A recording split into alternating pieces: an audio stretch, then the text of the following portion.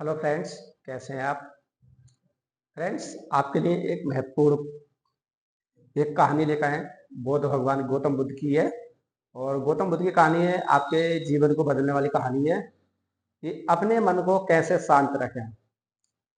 कहानी की जो रूपरेखा, अपने मन को कैसे शांत रखें।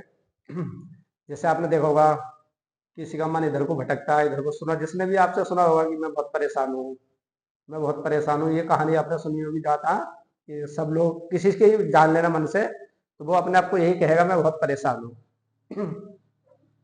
तो उसी के लिए गौतम बुद्ध की एक कहानी है और सभी के लिए है, ज्ञानवर्धक कहानी है।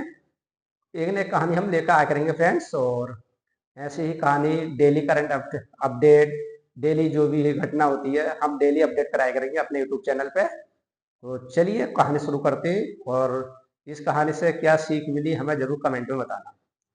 ठीक है, थीम्स है मन के गंदे विचार खत्म हो जाएंगे, अपने मन को शांत कैसे करें। बौद्ध भगवान गौतम बुद्ध की ये कहानी है। हम अपने मन में आने वाले गंदे विचारों को रोकने की कोशिश करते हैं, लेकिन जितना हम रोकते हैं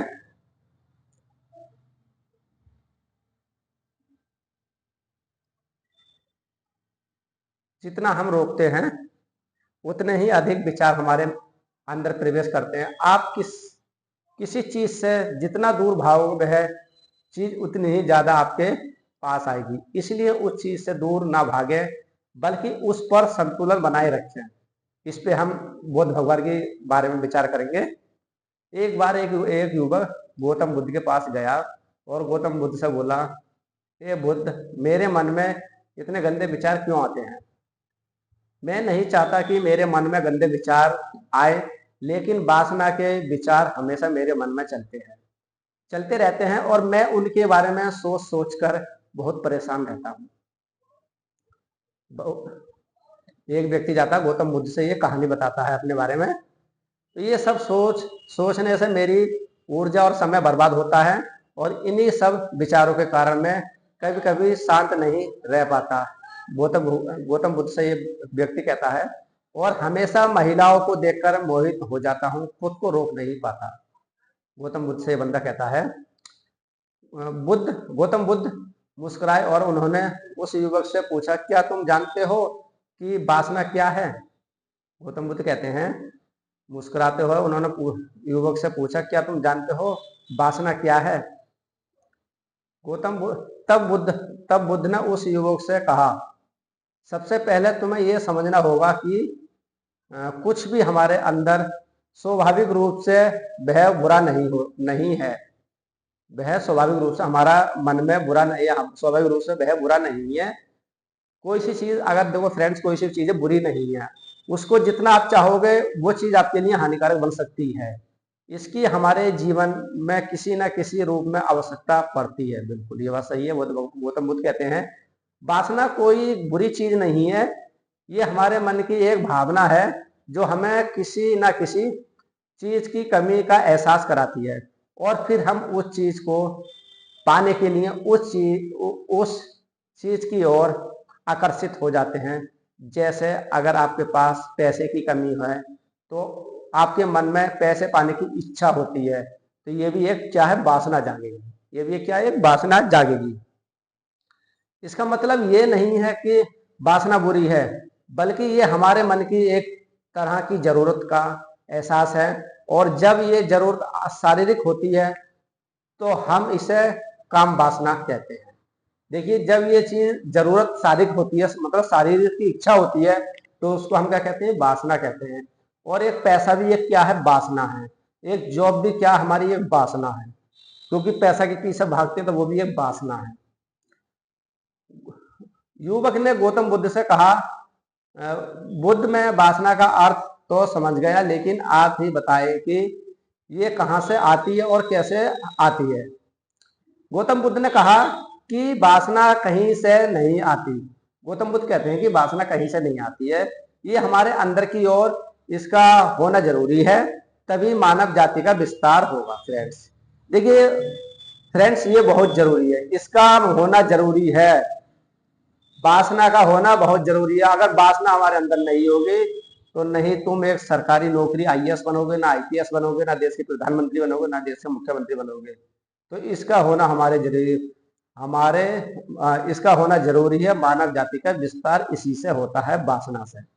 वासना चाहे आप आईएएस की हो, आईपीएस की हो, पीसीएस की हो, एक अच्छा इंसान बनने की हो, एक अच्छा नागरिक बनने की हो, तो ये भी एक वासना है। युवक ने कहा जब हमारे अंदर है और जरूरी भी है तो लोग इसे गलत क्यों कहते हैं? बुद्ध ने कहा, गौतम बुद्ध कहते हैं, ये समस्या है। लोगों ने वासना के बारे में गलत सोच रखी है। वे इसे छुपाने और दबाने की कोशिश करते हैं। वासना गलत नहीं है। देखिए, गौतम बुद्ध कहते हैं वासना गलत नहीं है, लेकिन वासना का गलत तरीके से उपयोग करना गलत है। लोग जो पसंद करते हैं उसके लिए जीना शुरू कर देते हैं। देखिए, गौतम बुद्ध कहते हैं जो लोग उसको पसंद करते हैं उसको जीना शुरू कर देते हैं और हर समय उसी के बारे में सोचते रहते हैं, लेकिन ये सब गलत है। ये बात सही है। वासना कोई भी हो, जॉब हो, पैसा हो, या कोई भी चीज हो, XYZ मान लेते हैं, तो ये वासना है। अब जैसे कोई लड़की या किसी लड़का दोस्ती करते हैं, तो लड़के का ध्यान उसी पे रहता है, उसको कब देखो, उससे कब मुलाकात करूं, तो ये भी एक वासना है। बुद्ध ने युवक से कहा, क्या तुम्हें पता है जानवर भी सेक्स करते हैं?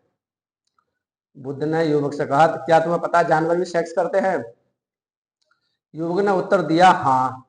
बुद्ध, जानवरों में भी वासना होती है, क्योंकि जानवर भी अपनी पीढ़ी को आगे ले जाएंगे। बुद्ध ने कहा, तो फिर हम जानवरों की वासना को गलत क्यों नहीं कहते? देखिए, युवक ने कहा, बुद्ध ने कहा, तो फिर हम जानवरों की वासना को गलत क्यों नहीं कहते? तो युवक ने कहा, मैं नहीं जानता महात्मा, आप ही बताएं। गौतम बुद्ध ने कहा था कि जानवर अपनी वासना का उपयोग सुख के लिए नहीं करते, वे अपनी वासना का उपयोग केवल संतान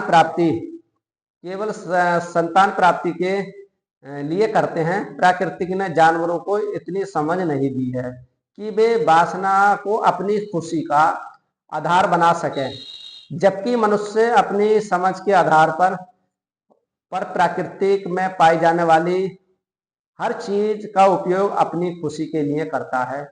हम इंसानों ने काम और वासना को अपनी खुशी का जरिया बना लिया है। देखिए, कितनी बहुत अच्छी कहानी है फ्रेंड्स। ये वासना क्या है? एक अपनी खुशी के लिए आदमी करता है, कोई सी भी चीज है, पैसा, बंगला, गाड़ी, ये शोहरत, ये दोस्ती, प्यार, सब क्या है? ये अपनी खुशी के लिए करता है ये। और जानवर अपनी खुशी के लिए नहीं करते, जानवर अपने ये संतान के लिए करते हैं। आगे क्या कहते हैं गौतम बुद्ध, हम हावी क्यों हैं?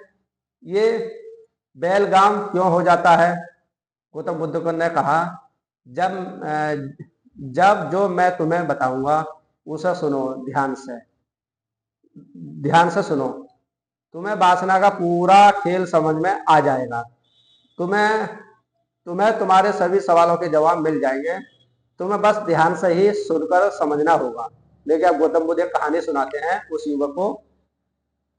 तब गौतम बुद्ध ने उस युवक से कहा, एक समय की बात है, गुरु और उनके शिष्य एक आश्रम में रहते थे। शिष्य प्रतिदिन दीक्षा लेने के लिए आश्रम से बाहर गांव में जाता था। मतलब दीक्षा लेने के लिए आश्रम से बाहर, दीक्षा मतलब जानते, भिक्षा जैसा बोलते हैं, आश्रम से बाहर गांव में जाते थे। जो शिष्य शिक्षा लेने के लिए गांव में जाता था, रास्ते में एक नदी पड़ती थी, जिससे होकर वह प्रतिदिन भिक्षा लेने के लिए, देखिए, प्रतिदिन भिक्षा, यहाँ पे भिक्षा लेने के लिए वह आश्रम से बाहर गांव में जाते थे। जो शिष्य भिक्षा लेने के लिए गांव में जाता था, रास्ते में एक नदी पड़ती थी, जिससे होकर वह प्रतिदिन भिक्षा लेने के लिए जाता था। गौतम बुद्ध कहानी सुना रहे हैं उसको।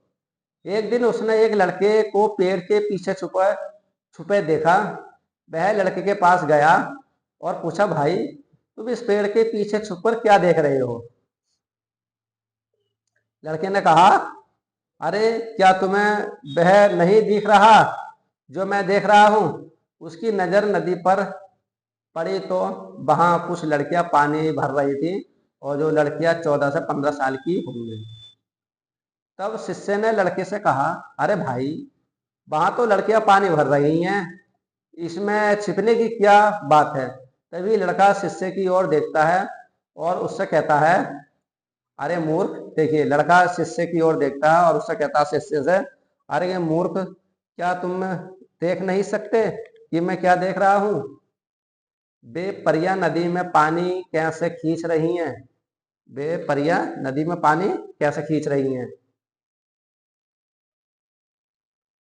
जरा उसके भावों को देखो, उसके कोमल शरीर को देखो। बर्तन उठाते समय उसकी पतली कमर कैसे लचकाती है और उसके बाल उसकी कमर पर कैसे लहरा रहे हैं, मानो सुंदरता बिखरी हुई हो।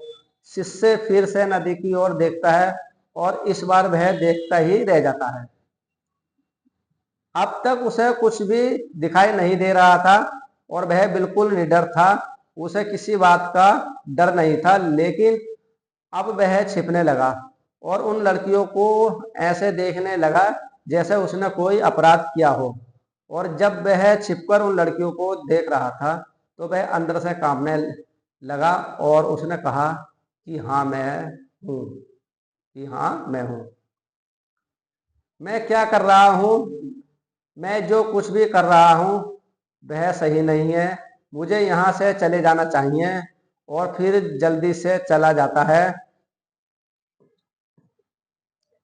फिर वह आश्रम पहुंचता है और आश्रम में जाकर वह अपने काम में व्यस्त हो गया, लेकिन जो उसने अभी देखा था वह बार बार उसकी आंखों के सामने आ रहा था। उसके दिमाग में वही दृश्य घूम रहा था और यही देखने को उसका मन लालचा। उसका किसी भी काम में मन नहीं लगा था। वह सदैव किसी न किसी विचार में डूबा रहता था और वह आश्रम का कार्य भी ठीक से नहीं कर पा रहा था। और वह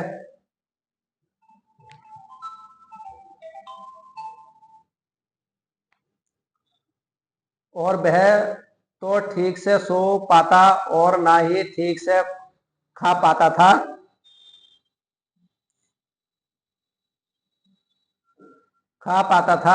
उसका मन बेचैन था। उसका मन बार बार उन लड़कियों की खूबसूरती देखने के लिए लालचता था। जब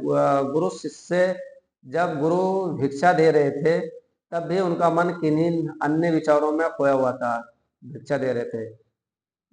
ये कहानी, ये समस्या आपके साथ में योगी फ्रेंड जो भी सुन रहे हैं इस कहानी को। गुरु ने अपने शिष्य की ओर हरकतें देखी तो एक दिन गुरु ने शिष्य को अपने पास बुलाया और कहा कि आज मैं तुम्हारे साथ भिक्षा मांगने चलूंगा, तुम और मैं एक साथ भीख मांगने जाएंगे। तब शिष्य ने कहा, गुरु को मना करते हुए कहा कि नहीं गुरुदेव, आप क्यों परेशान हो रहे हो, मैं ही ठीक से भीख मांग सकता हूँ। गुरु ने शिष्य से कहा, ठीक है, तुम अकेले ही भिक्षा मांगने जाओ। इसके बाद जो शिष्य है भिक्षा मांगने निकल गया और शिष्य के जाने के बाद गुरु भी आश्रम से बाहर निकल गए और शिष्य का पीछा करने लगे कि वह कहाँ जाता है और क्या मिलता है, क्या क्या मिलता है। ये सब देखने के लिए उनका पीछा करना लगे। थोड़ी दूर जाने पर गुरु ने देखा कि उनका शिष्य एक अपराधी की तरह एक लड़के के साथ पेड़ के पीछे छुपा हुआ है और छिपकर कुछ देख रहा है। गुरु भी अपने शिष्य के पीछे ये देखने के लिए खड़े हो गए कि उनका शिष्य क्या देख रहा है।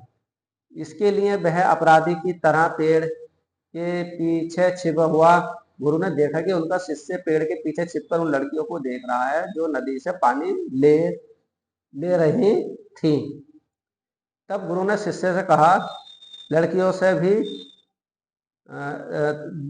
तब गुरु ने शिष्य से कहा, लड़कियों से भी मांगोगे क्या। गुरु की आवाज सुनकर शिष्य का मन घबरा गया और उसे पसीना आने लगा। वह देखिए, गुरु गुरु ने शिष्य से कहा कि तुम लड़कियों से भी भिक्षा मांगोगे क्या। जब ये आवाज सुनी उस शिष्य ने, तो आवाज सुनकर शिष्य का मन घबरा गया और उसे पसीना आने लगा। वह ऐसे कांप रहा था जैसे किसी चोर को पकड़ते समय उसने रंगे हाथ पकड़ लिया हो, उनकी हालात खराब हो गई हो। वह कुछ भी बोलने में असमर्थ था। चोर तो चोरी होता फ्रेंड्स, उसके मन में था ये चीज। शिष्य के साथ जो लड़का था वह भाग गया।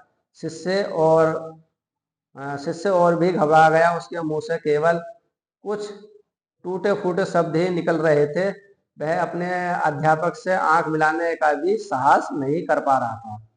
गुरु ने शिष्य की ओर देखकर कहा, मेरा शिष्य निडर है, वह किसी चीज से नहीं डरता। लेकिन ये क्या है, तुम डर के मारे कांप रहे हो, क्या रीजन है? गुरु कहता है शिष्य से, क्या रीजन है, ये क्यों कांप रहे हो? गुरुदेव ने कहा कि कोई बात नहीं है, लेकिन तुम्हें यह ध्यान रखना चाहिए कि हम जैसी संगति करते हैं हमें वैसा ही फल मिलता है। जैसे जैसे हम संगति करते हैं उनके विचार हमसे प्रवेश करते हैं। इसलिए अच्छी संगति रखें ताकि अच्छे विचार अपने प्रवेश करें। फिर गुरु और शिष्य आश्रम लौट आए और फिर से आश्रम के काम पर ध्यान देने लगे। वह उस रास्ते को छोड़कर दूसरे रास्ते में जाने लगा। वह अपना कार्य सावधानी से करता था, लेकिन धीरे धीरे उसके अंदर क्रोध उत्पन्न हो गया और फिर वह अन्य शिष्यों पर क्रोध करने लगा और बेचैन रहने लगा। अब ठीक समय पर भोजन नहीं करता था, वह खाना भी बहुत कम खाते थे। एक रात गुरु शिष्य के पास आए और उससे बोले कि तुम मुझसे वादा किया था कि तुम अपने मन को वश में रखोगे। आपने अब तक कितनी बार अपना वादा तोड़ा है? तो ये सुनकर शिष्य अपने गुरु के चरणों में गिर पड़ा और रोने लगा। उसने रोते हुए गुरु से कहा कि गुरुदेव, मैं कई बार अपना वादा तोड़ चुका हूँ, फिर भी वादा करता हूँ, लेकिन हर बार मैं अपना वादा तोड़ देता हूँ। ये बिल्कुल भी मेरे वश में नहीं है। मैं मन से सभी बुरे विचारों को बाहर निकालने की बहुत कोशिश करता हूँ, लेकिन चाहकर भी ऐसा नहीं कर पाता। तब गुरु ने शिष्य से कहा, मेरे साथ आओ। गुरु को आश्रम के बगीचे में ले गए और शिष्य से कहा, देखो, यहाँ कुछ नाले हैं जिनसे होकर नदी का पानी इन पौधों में आ रहा है और ये पानी लगातार बह रहा है। क्या आप इस पानी का बहाव रोक सकते हो? शिष्य ने कहा, हाँ गुरुदेव, इस प्रवाह को रोक सकता हूँ। तब शिष्य ने मिट्टी उठाकर उस नाले के किनारे डाल दी। वह पानी थोड़ी देर के लिए रुका और फिर थोड़ी देर बाद उस रेत के ऊपर से पानी आने लगा। गुरु ने शिष्य से कहा, ये क्या है?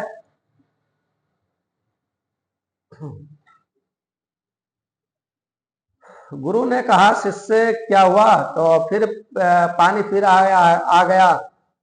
आप कह रहे थे कि रोकेंगे, क्या हम किसी चीज को पूरी तरह से रोक सकते हैं? तब शिष्य ने कहा, कोई बात नहीं है गुरुदेव, मैं इसे रोक दूंगा पानी और तुम दिखाऊंगा। फिर वह एक बड़ा सा पत्थर लाया और नाली पर रख दिया, पानी रुक गया। तब शिष्य ने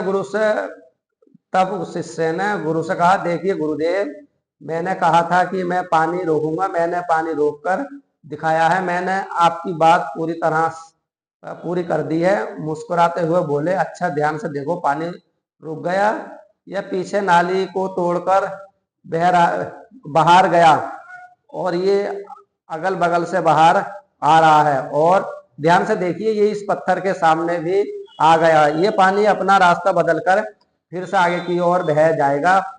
फिर कुछ देर बाद वही हुआ।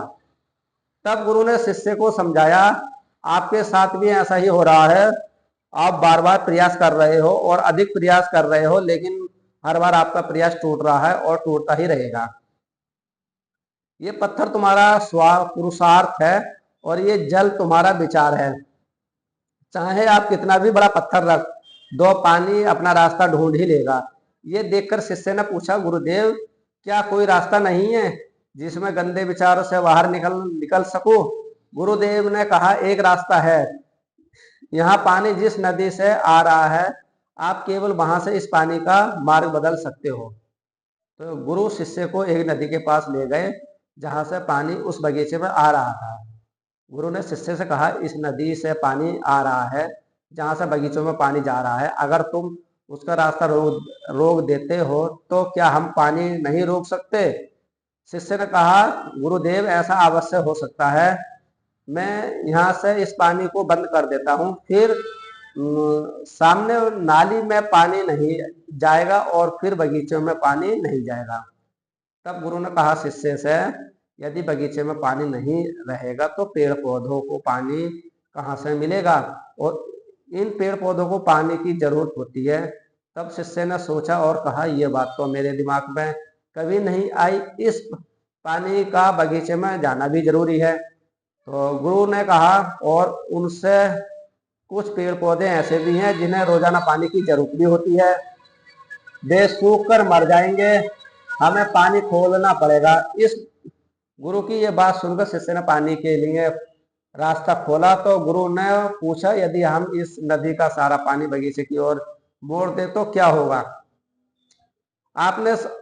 आप ये समझिए, हम कुछ भी रोकना नहीं है, बस हमेशा संतुलन बनाए रखना है। पौधे कम पानी में नष्ट हो जाते हैं तथा पौधे अधिक पानी में भी नष्ट हो जाते हैं। हमारा जीवन संतुलन पर चलता है, क्योंकि हमारा जीवन क्या संतुलन पर चलता है, ना ही अधिक किसी चीज का आदी होना है, ना ही किसी चीज का कम होना है। गुरु ने शिष्य कहा, अगर तुम्हें आम के बारे में कुछ ऐसा बताऊं तो तुम्हें नहीं सोचना चाहिए, तो तुम्हारे दिमाग में सबसे पहले किसकी तस्वीर आएगी? गुरु ने कहा, जब हम अशुद्ध विचारों को बलपूर्वक रोकने का प्रयास करते हैं तो वे और अधिक मजबूती से हमारे अंदर प्रवेश कर जाते हैं। इसलिए हमें कभी भी इन्हें दबाने की कोशिश नहीं करनी चाहिए। तब गुरु ने शिष्य से कहा, बुरे लोगों की संगति के कारण भी हमारे मन में गंदे विचार आते हैं।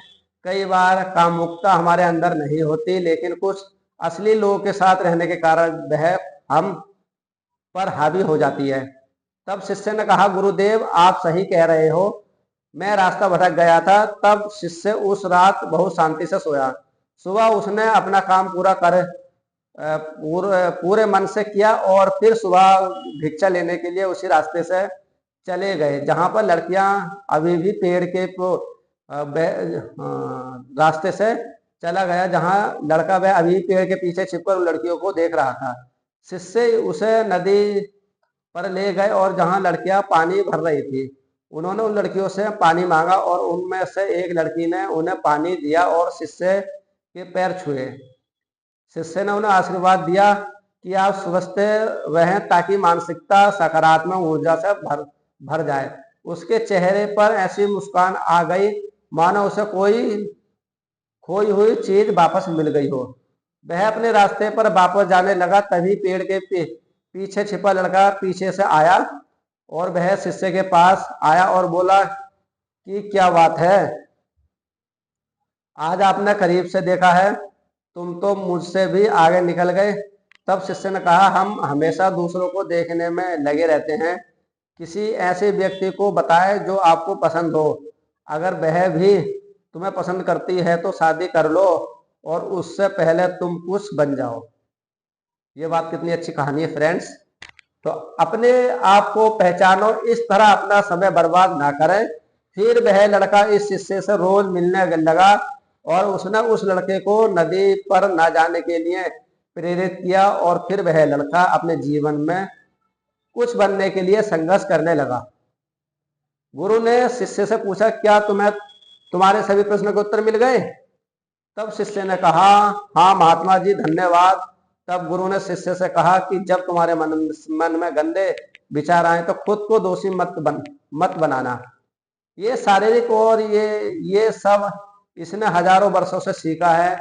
ये सिर्फ आपके सोचने तथा शपथ लेने से टूटने वाला नहीं है, बल्कि आपके पास वह शक्ति है और वह ऊर्जा है जिसका आपको संतुलन में उपयोग करना है।